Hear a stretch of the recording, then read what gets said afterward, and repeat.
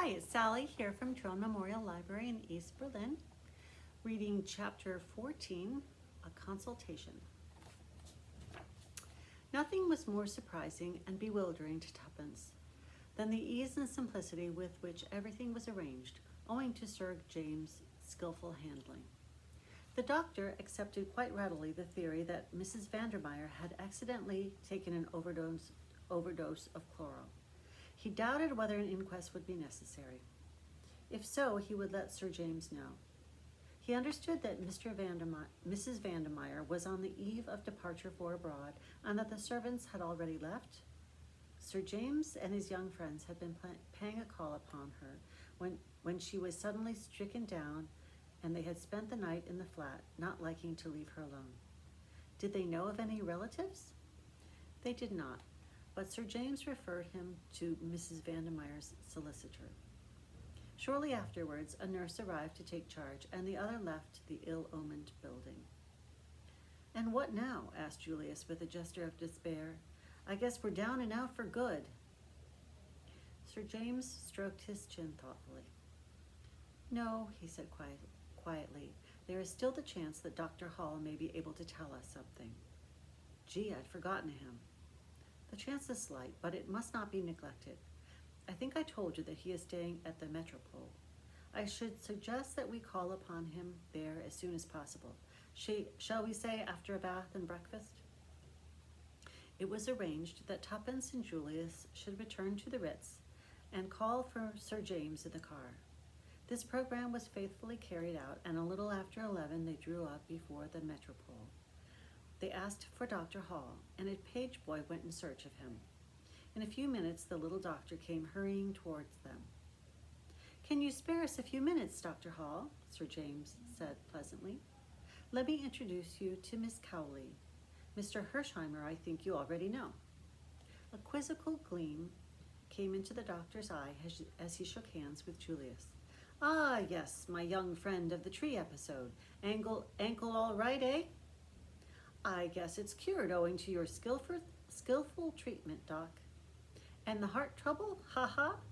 "Still searching," said Julius briefly. "Come to the point. Can we have a word with you in private?" asked Sir James. "Certainly. I think there is a room here where we shall be quite undisturbed." He led the way, and the others followed him. They sat down, and the doctor looked inquiringly at Sir James. "Dr. Hall, I am very anxious to find a certain young lady for the purpose of obtaining a statement from her. I have reason to believe that she has been at one time or another in your establishment at Bournemouth. I hope I am transgressing no professional etiquette in questioning you on the subject. I suppose it is matter of testimony?" Sir James hesitated a moment, and then he replied, "Yes." "I shall be pleased to give you any information in my power. What is the young lady's name?" "Mr. Hersheimer asked me, I remember." He half turned to Julius. "The name," said Sir James bluntly, "is really immaterial. She would be almost certainly sent to you under an assumed one. But I should like to know if you are acquainted with a Mrs. Vandermeyer." "Mrs. Vandermeyer of 20 South Audley Mansions. I know her slightly." "You are not aware of what has happened?" "What do you mean?" "You do not know that Mrs. Vandermeyer is dead?" Dear, I had no idea of it. When did it happen?" "She took an overdose of chloral last night." "Purposely?" "Accidentally, it is believed. I should not like to say myself. Anyway, she was found dead this morning." "Very sad. A singularly handsome woman. I presume she was a friend of yours, since you are acquainted with all these details." "I am acquainted with the details because, well, it was I who found her dead." "Indeed," said the doctor, starting. "Yes," said Sir James, and stroked his chin reflectively. "This is very sad news, but you will excuse me if I say that I do not see how it bears on the subject of your inquiry." "It bears on it in this way. Is it not a fact that Mrs. Vandermeyer committed a young relative of hers to your charge?" Julius leaned forward eagerly. "That is the case," said the doctor quietly. "Under the name of Janet Vandemeyer. I understood her to be a niece of Mrs. Vandemeyer's. And she came to you? As far as I can remember, in June or July of 1915. Was she a mental case? She is perfectly sane, if that is what you mean. I understood from Mrs. Vandemeyer that the girl had been with her on the Lusitania when that ill-fated ship was sunk and suffered a severe shock in consequence.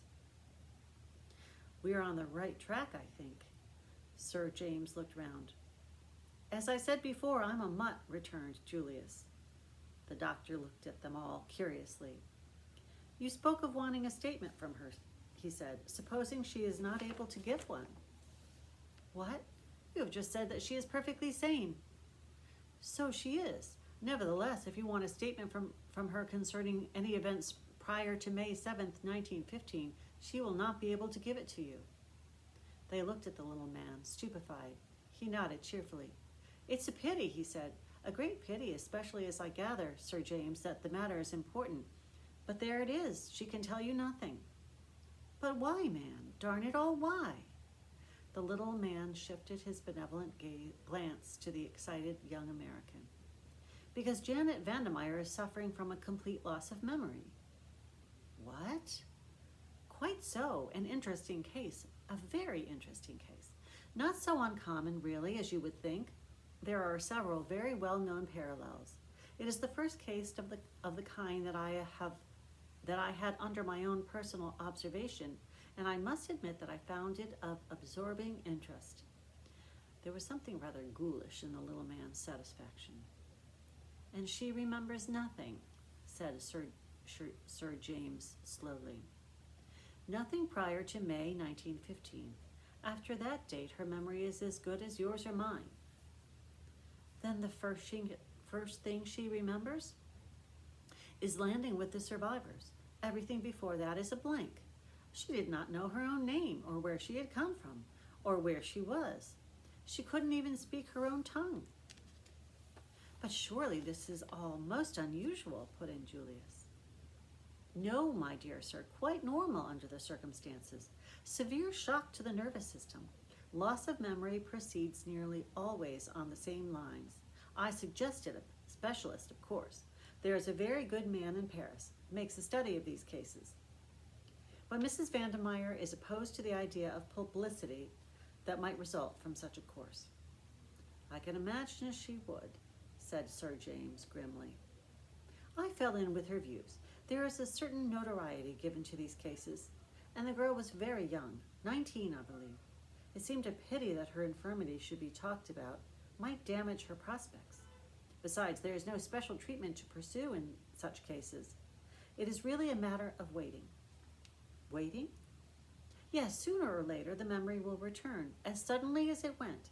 But in all probability, the girl will have entirely forgotten the intervening period, and will take up life where she left off, at the sinking of the Lusitania. And when do you expect this to happen? The doctor shrugged his shoulders. That I cannot say. Sometimes it is a matter of months. Sometimes it has been known to be as long as 20 years. Sometimes another shock does the trick. One restores what the other took away. Another shock, eh? Said Julius thoughtfully. Exactly. There was a case in Colorado. The little man's voice trailed on, voluble, mildly enthusiastic. Julius did not seem to be listening. He had relapsed into his own thoughts and was frowning. Suddenly, he came out of his brown study and hit the table such a resounding bang with his fist that everyone jumped, the doctor most of all. I've got it. I guess, Doc, that I'd like your medical opinion on the plan I'm about to outline. Say Jane was to cross the herring pond again, and the same thing was to happen. The submarine, the sinking ship, everyone to take to the boats, and so on. Wouldn't that do the trick? Wouldn't it give a mighty big bump to her subconscious self, or whatever the jargon is, and start it functioning again right away? A very interesting speculation, Mr. Hersheimer. In my own opinion, it would be successful. It is unfortunate that there is no chance of the conditions repeating themselves as you suggest. Not by nature, perhaps, Doc, but I'm talking about art. Art? Why, yes, what's the difficulty? Hire a liner. A liner, murmured Dr. Hall faintly. Hire some passengers, hire a submarine. That's the only difficulty, I guess. Governments are apt to be a bit hidebound over their engines of war. They won't sell to the first comer.